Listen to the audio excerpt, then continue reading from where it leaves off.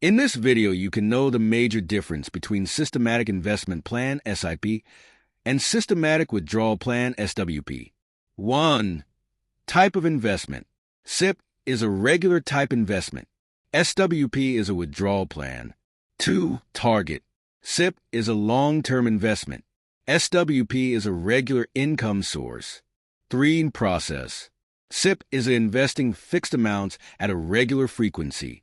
SWP is a withdrawal at periodic intervals from the fund. 4. Tax effects. SIP subject to capital gains tax based on the duration of investment. Each withdrawal in SWP can have tax implications, depending on the amount withdrawn as capital gains. 5. Investor type. SIP investor invests every month for a long time. SWP withdrawer who want a regular source of income. 6. Benefit. SIP facilitates disciplined savings. SWP provides a regular income stream. 7. Impact of market volatility. SIP investor buys more units when prices are low.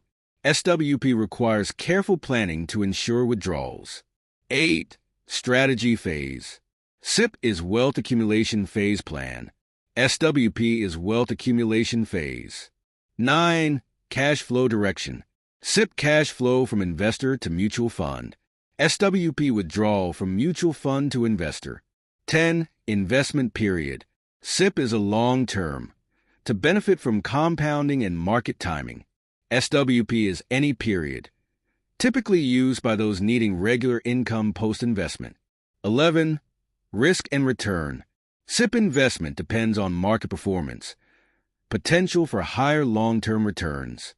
SWP depends on the withdrawal rate and remaining investment performance. For more videos and information, subscribe my channel, share, like, and comments.